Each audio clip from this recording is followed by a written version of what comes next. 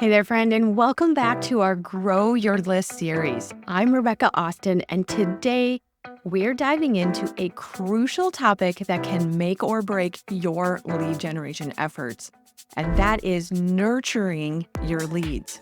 You've worked hard to create an irresistible lead magnet, but what happens next is the most important part of your entire lead generation strategy.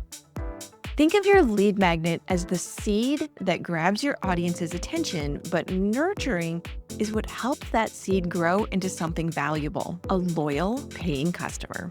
Nurturing is where the real magic happens. In fact, 50% of leads are qualified but not yet ready to buy, which is why nurturing is so crucial. It builds trust, demonstrates value, and guides your leads down the path to becoming customers. Now, let's get into some of the best tips for creating an effective nurture sequence that keeps your leads engaged and moves them through your funnel.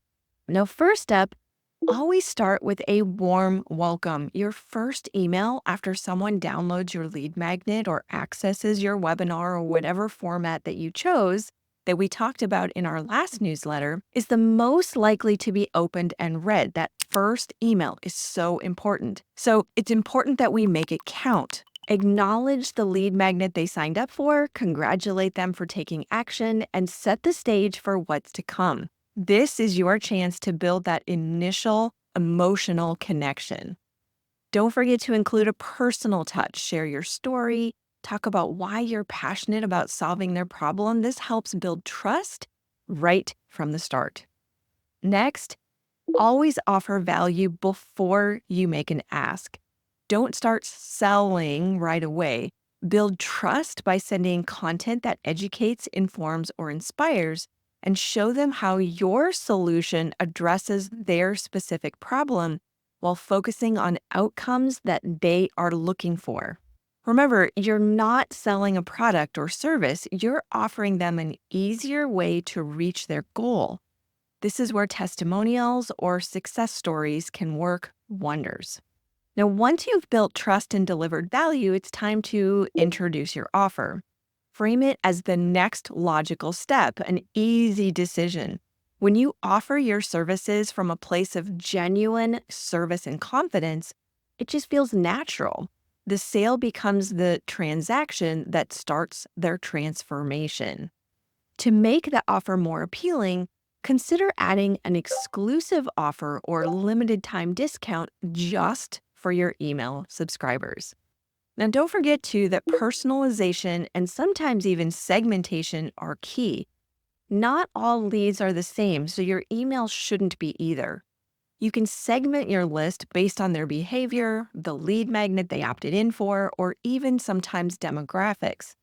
Personalize the content to speak directly to their specific needs. Even something as simple as including their name in the subject line can even boost engagement. And finally, don't let the conversation end after just an email or two. Nurturing is an ongoing process.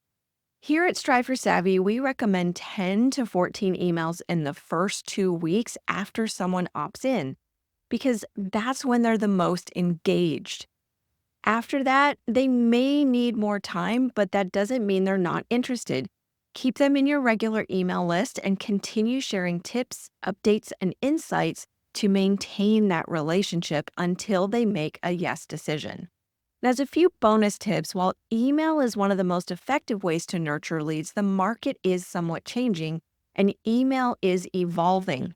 And so you want to remember too, it's not the only method for nurturing and connecting with your leads. So if you find that your audience is not as susceptible to emails as they used to be, and possibly that you need other alternatives to connect with them because your emails aren't getting the open rate that you would like to see, you can try a few of these alternatives. The first is your SMS marketing, which is your texting.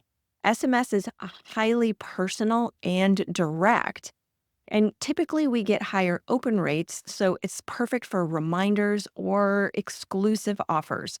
You do want to be careful here because we don't want to overuse them, and that just encourages people to unsubscribe because texting is so personal that often it's taken a slightly different route. So you want to be very careful on your messaging and how often you use SMS texting. The second one is retargeting ads. Retargeting ads help keep your brand top of mind by reminding leads about your product as they're just out browsing their social media or on the web. And the third one then is social media engagement. Many leads follow you on social media after opting in. So use this to your advantage by engaging with them through different posts or even sometimes direct messages.